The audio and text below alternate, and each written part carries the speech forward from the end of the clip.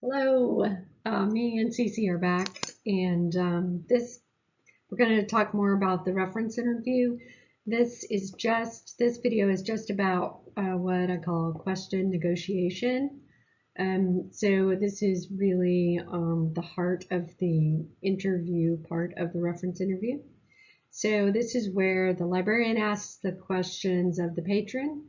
Um, I I think that one of the things you always have to be aware of is that the first question they ask, is not generally going to be the ultimate question. It's just the intro. It's a weird behavior that people have. And also you need to ask, is this the ultimate patron? Because a lot of times they are an intermediary.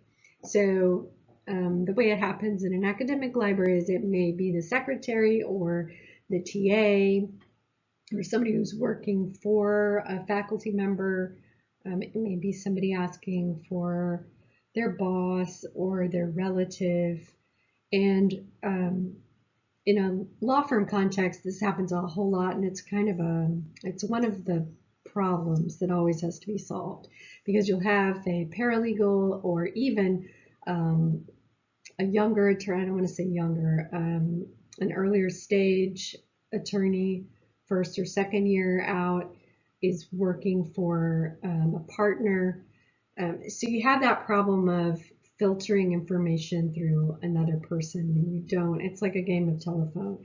And a lot of times when you're trying to have this reference interview, they aren't able to provide you answers. So all the information that they have is, the partner told them to go ask about fixtures, and they don't really know how to respond. So sometimes they'll have to go back and get the info and come back. And so you can have this sort of really weird, unsuccessful or dissatisfying reference interview.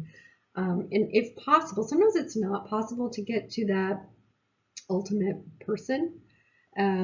Sometimes you have to do this negotiation through an intermediary, and you have to just do the best that you can. Just realize that it does pose a problem, and if at all possible, I'm trying to talk to the person that actually has the information need. And it is a little bit like solving a riddle. And a lot of times people really, really enjoy this. It is problem solving. You may really, really enjoy it. It may give you a lot of anxiety.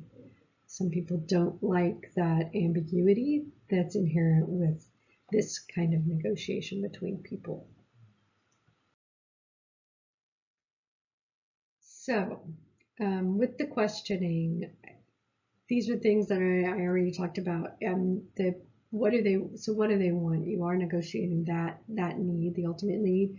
You do need to find out what they've already done, because that will help you know where you don't need to go, and that this is helpful, especially in a law firm context. But I think it's true. It comes up a lot in my job now. What format do you need, or what way of delivery do you need? Do you need this all printed out? Is the electronic gonna be okay? In my job now, the format is really, really important. Whether or not, and the way that, like, say you want to have access to a film, well, whether or not you're gonna play it from a DVD or you're gonna view it on Zoom, it's hugely important. So you kind of need to nail those things down. A lot of times, when I was working at the firm, a lot of times they would want something and they needed it in a particular format, and it was going to be a deal breaker if I couldn't provide it in that particular format. It's a question about output. And this can come up in the context of who the patron is too. So if they're a very sort of naive, if they have a naive understanding of the law, you're going to want a certain kind of source. If they are very advanced in their understanding of the law, that's going to be a different source. And that will lead us to a discussion about patrons.